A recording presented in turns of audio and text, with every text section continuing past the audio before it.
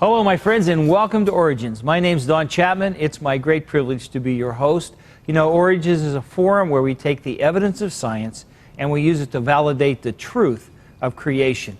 Our guest today is Dr. Paul Nelson. Dr. Nelson, it's so good to have you with us. Thanks for having me. I need to tell the folks that you're a professor at Biola, that you're a fellow at the Discovery Institute, and that you love God, and you're a philosopher of biology. I think that's a fascinating combination of words. Yeah, you know, when I was a graduate student, I took as much biology as the philosophy program would tolerate.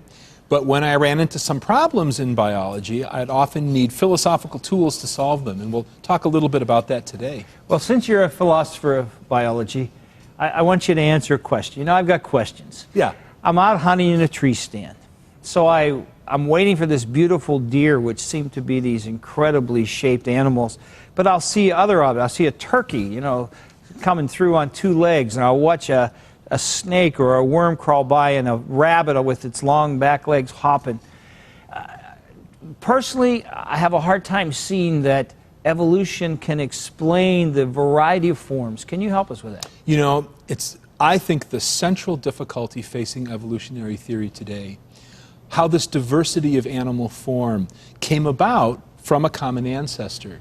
In fact, a biologist in Georgia, very insightful geneticist, has called it a great Darwinian paradox. That's actually his phrase, that this puzzle is so deep that we need to rethink how we approach the question. Here's how he put it in a paper that I read as a student, and it was nearly 30 years ago. So this is a problem that's been around for a long time, and it's still not solved. He said, 20 years of research on the genetic basis of evolution has led us to this term that he called the Great Darwinian Paradox. And I think today, in 2012, the problem is even more difficult to solve. It has three dimensions. Or you can think about it this way. It arises at the intersection of developmental biology, the theory of common descent, which is the idea that all animals share a common ancestor, and the theory of natural selection. So at the center of those three circles is where this problem lives. All right. Let me show you up on the board. I would appreciate that.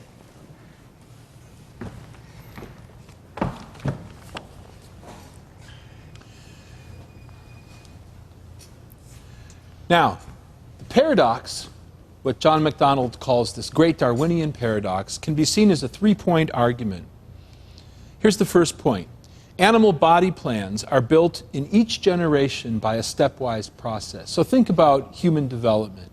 You start with a single cell, the fertilized egg. You have a 9-month interval as the embryo is growing. And what's happening is that cell's dividing and dividing and dividing from 1 to thousands to millions to ultimately trillions of cells in the adult. And that happens in an incremental way. It takes a long time depending on the species in question. We know this. This is well established from developmental biology. Now here's the second part of the problem. If you're going to change a body plan, and by a body plan I mean the overall architecture of an animal, you've got to start early, because that's where the body plan is first put in place, early in development. You have to have mutations that are expressed early in development. They've got to be viable, and you've got to be able to pass them on to your offspring. Now this part of the puzzle comes from evolutionary theory. Now here's the kicker. Those kinds of mutations, the ones that occur early in development, are those that the organism is least likely to tolerate. And the reason for that is they cascade through development. Think about it this way. Human father sitting in an obstetrics ward, his wife's about to deliver. He's waiting there nervously, and in comes the OBGYN with a sad look on his face, and he says, "Sir, I'm sorry to report your child has a macromutation." No human parent wants to hear that. No. And you know why? Because no one thinks that's good. No one thinks that's good because our experience is it's not good. Mutations don't make you better. No. Those kinds of changes are overwhelmingly destructive. And the problem for evolution is we've got a variety of different body plans. So Each of these species has been examined in great detail by developmental biology. This one in particular, Drosophila melanogaster, is a common fruit fly. If you've ever had, really overripe fruit sitting on your kitchen counter, you may have seen these flies buzzing around. They're quite small, but they have brilliant red eyes. C. elegans is a very small nematode. It's a kind of a worm that you find in the soil. Only about 1,000 cells in the adult, so it's a really small animal. But even this tiny little creature has highly specified development. We'll come back to that later. The purple sea urchin has been examined by a developmental biologist at Caltech named Eric Davidson in great detail. The point of this image is to show you that these plans, these structures or architectures aren't the same. So here there's no skeleton at all. Here there's an exoskeleton. But here we have a five-fold symmetry. If you took off all of these spines and looked just at the test of the sea urchin, you'd see a five-fold pattern that's completely unrelated in terms of its form to these two. How did these different body plans come from a common ancestor? That's the evolutionary puzzle. So the fruit fly that I showed you belongs to this group, the arthropods. That sea urchin is over here with the echinoderms. And you see others here as well. Now, the challenge for evolution is to derive all of these different architectures from some common ancestor. That's what Darwin believed and what is taught today in evolution. Now, here's the neo-Darwinian story. This is what you would get from a textbook. All of those different animal groups came from a common ancestor. It's unknown, but we'll grant that for the time being, by the process of natural selection.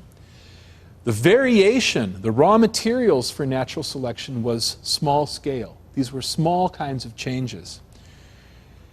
Now, here's a cartoon showing this theory.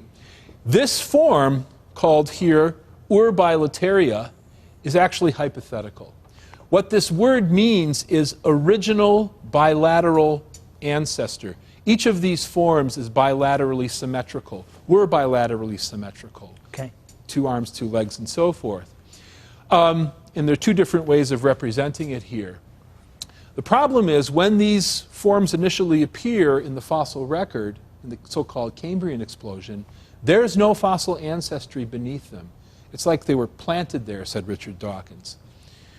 Now, there's a problem for evolution in terms of the raw materials for natural selection. A moment ago, we were pointing out that macromutations destroy animals. So the neo-Darwinians, such as Theodosius Dobzhansky, said we need to use small-scale variation to explain large-scale change. And he recognized an additional difficulty. It seems to require time on a geological scale that we don't have access to. We can't look at the whole process of evolution over time. So he said we've got to extrapolate from what we can observe to what we can't observe. In terms of this diagram, he says, imagine a starting population here, let time run, and if your original range of variation is there, with the passage of time and natural selection operating, the argument is that you would have genuine novelty arising with enough time and enough variation. The claim from the neo-Darwinians was the variations we see today among fruit flies or nematodes, purple sea urchin, that those provide the raw materials for evolutionary change at all scales. Now, this might not be true. Just in terms of evolutionary theory, Dobzhansky knew that many evolutionary biologists didn't actually accept this. In fact, his own mentors in Russia, before he came to the United States, coined the terms micro and macroevolution to put a qualitative distinction between those two processes. They didn't think you could go from micro to macro smoothly. They thought there was a big difference there.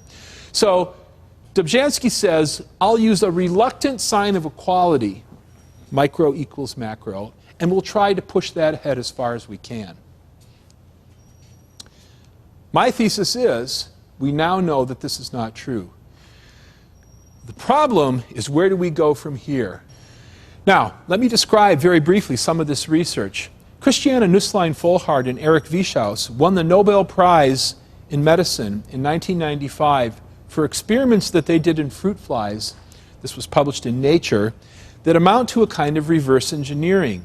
So they're adding knowledge in this portion of this diagram, in the area of developmental biology.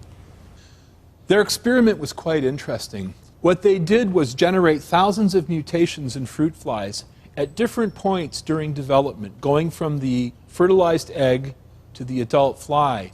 And they noticed that in general, the earlier the mutation was expressed, the more catastrophic its consequences downstream, which makes sense. It does. Because as the cells divide, if the mutation is already there, it's going to have a greater consequence. Yes, it'll spread downstream. Right.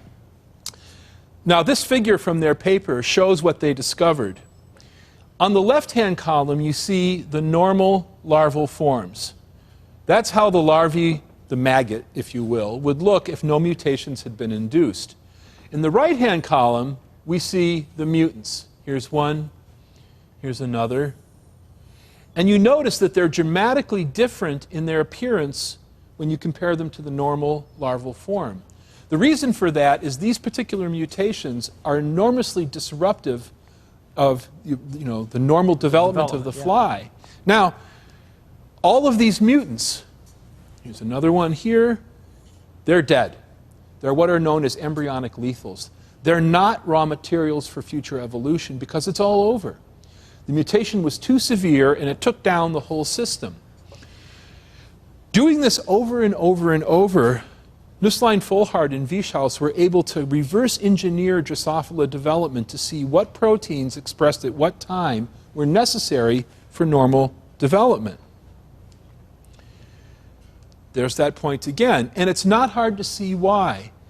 Given the way that development works, one cell to many cells, it should be clear that these early mutations that affect the overall form of the organism, because they're occurring randomly, without design or intent, are overwhelmingly likely to disrupt what needs to happen. It's almost as if the fly says to us, if you want me at all, I need to have 2 eyes, 6 legs, 2 wings, a gut, and so forth, all in the right position. And to have that, you can't mess with this. Okay. This diagram shows some of the major events in fruit fly development. For instance, this is the starting point. It's a single cell built by the mother, and she puts in place the information, for instance, for the head to tail, front to back axes of the body plan. Now at this point, this is a big open space, and proteins are diffusing here that will set up a gradient further subdivided by other genes that eventually, if all goes well, gives you the larval form. Now, what Nusslein-Volhard and Wieschaus discovered was mutations that are expressed at this stage tend overwhelmingly to cascade downstream. Sure. And the consequences are bad, enormously destructive. It really is a kind of destructive reverse engineering. Now, that finding is quite general. You can see it, for instance, in the little worm that I talked about a moment ago, C. elegans. And it really is an elegant creature, as its name implies, beautiful tapering shape. This creature is notable in that all of its development has been worked out in a single cell detail. Here's the early cell lineage of that nematode. Now what I'm going to show you is the following. There's our starting point. It's a single cell, the fertilized egg. The first event in its development is division into 2 daughter cells, which themselves divide, and so forth. And you see what's happening here is the expression of a complex lineage leading eventually to the 1,000 cells in the adult. Now what's interesting about these different cell lineages is they know where they're going. Let's take a look at the next slide. You can see that, for instance, here on the right, coming off, this is the germline coming down this way. These are the cells that will give rise to the ovaries and sperm in the adult. And they're segregated right away because these are the cells that will be keeping track of the instruction set for the whole organism. But some of the other groups here are, for instance, muscle, nervous system, pharynx, the gut of the worm. This is something that actually, when it was worked out, this cell lineage won the Nobel Prize for John Sulston in the United Kingdom. And in fact, I think it's really revelatory that when you see this all the way out to the final endpoint, it's an unfolding process of such complexity that really ought to take your breath away. Well, it's fascinating, and it sure is complex. We want to talk about the implications of that, and we'll do that as soon as we come back. Don't you go away.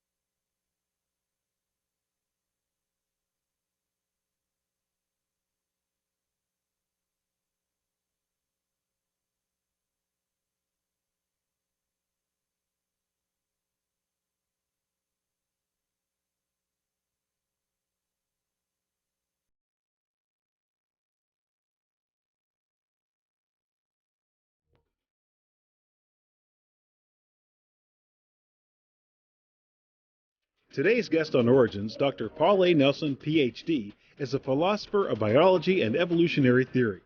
Dr. Nelson is currently a fellow of the Discovery Institute and adjunct professor in science and religion at Biola University. Paul lectures frequently regarding the intelligent design debate at colleges and universities throughout the U.S. and Europe. He has appeared in several films on intelligent design for Illustro Media. One video he would like to make available is titled Metamorphosis. To order the DVD, call 800-266-7741. To contact Dr. Nelson, write to Biola University, 13800 Biola Avenue, La Mirada, California, 90639.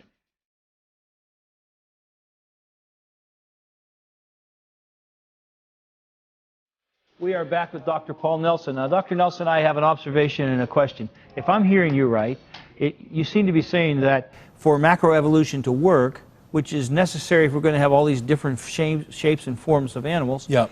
that there has to be mutation early on in the process. That's exactly right. But if we have that, it seems most destructive to the animal itself. Yes, developing organisms do not tolerate mutations early in development that affect their overall form. What happens is the cells don't know what to do. Their instruction set has been changed, and the negative consequences cascade downstream.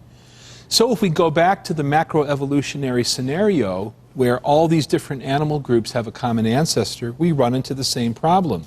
So we have our hypothetical common ancestor here, Urbilateria, and if we move on and consider that as an animal, the same problem would recur. It probably had, a few thousand cells.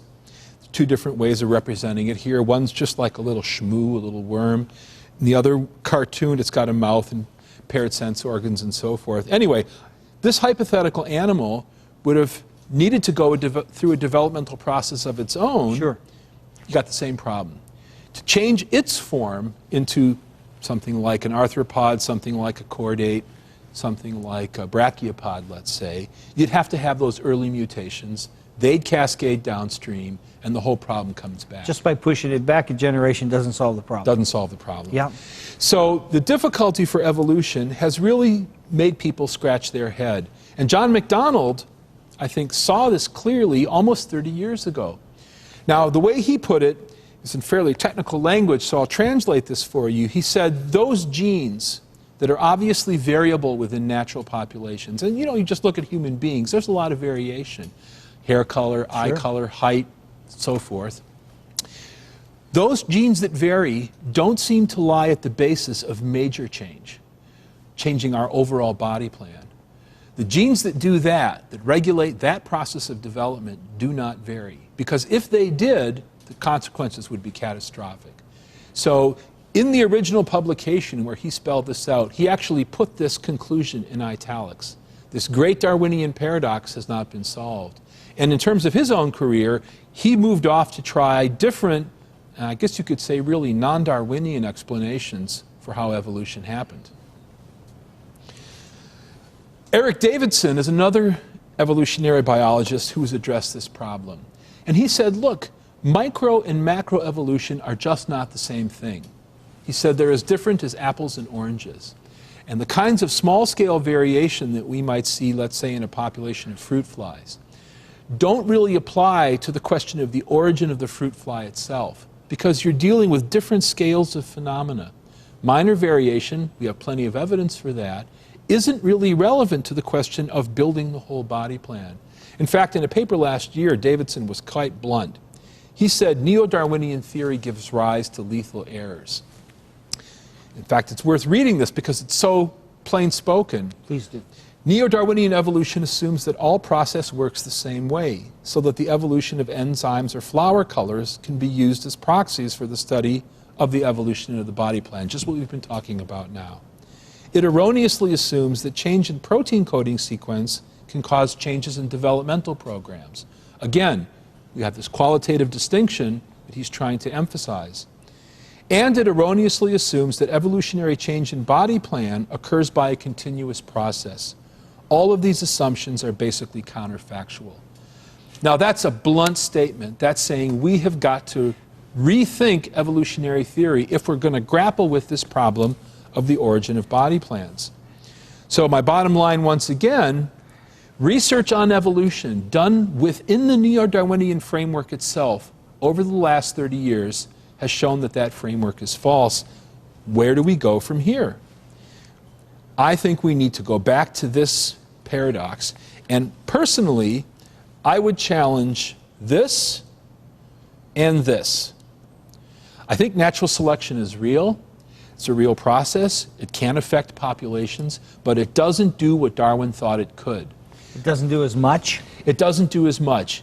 It does refining. That's right. It's a tweaker. It's a tweaker, not an overall architect. So it might change the color of your hair. It's not going to change your body structure. You're not going to lose your head.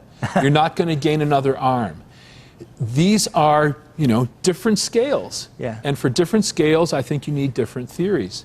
I would also challenge common descent because, to me, the evidence indicates animals don't want to evolve, if I can put it that way, as evolution requires. Those poor little fruit flies have been exposed to practically every mutagen known to human beings over 100 years. And one consistent signal has come back from them. If you want us at all, don't tinker with our fundamental development.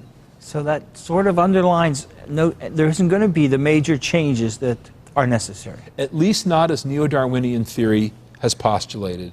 Intelligent design doesn't have this problem, does it? No, because intelligent design is free to consider explanations like what intelligence does. If you have a developmental process with a clear target, but that target is some distance away, what kind of cause do we know that can hit a distant target? A mind. Uniquely in our experience, intelligence is able to bring together the materials that are necessary to achieve a distant functional goal. Natural processes don't have brains. They don't have minds. They can't do that. So I think the toolkit of science needs to be expanded so that we can adequately explain what we see. And that's exciting for our culture because it will drive us back to the truth. In my eyes, the real problem is the philosophical foundation of the theory, which says if you're going to do science, you're restricted to a toolkit of just material physical causes. We know that can't be adequate, though. You know, just look around you. The people watching this program, for instance, are watching it on devices that require intelligence for their very existence. Right. And I think intelligence is real. It's part of the universe. It brings about effects that can only be explained by reference to a mind or intelligence. And a healthy science will use all the possible causes at its disposal, not setting some aside, saying we're not going to use those, we don't like the implication. But I like the way you're thinking, and I like the answer you give, that there's obviously intelligent design to make all of this work.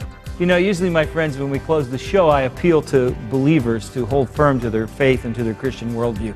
Today, I want to end the show by talking to the skeptics out there, or perhaps to the evolutionists who are listening and considering what we're talking about. I just want you to think about what we said today, that there are neo-Darwinists who are saying that the facts that they're looking at don't add up to the conclusion that they've used all along. And I would like you to consider putting God in your toolbox, understanding that there is intelligent design and there's really no other way to explain where we are. You know, it's God's view. He created you.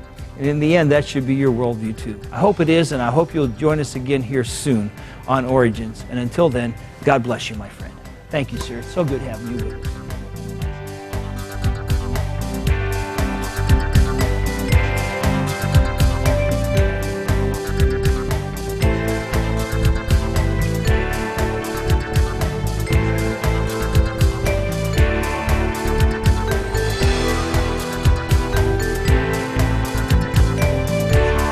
Thank you for watching this edition of Origins. If you'd like a copy of the PowerPoint information presented today, you can download a PDF file from our website at www.originstv.org. Or for DVD of this series, send a $12 donation to cover shipping and handling and write to Origins Program, number 1303, Cornerstone Television, Wall, Pennsylvania 15148.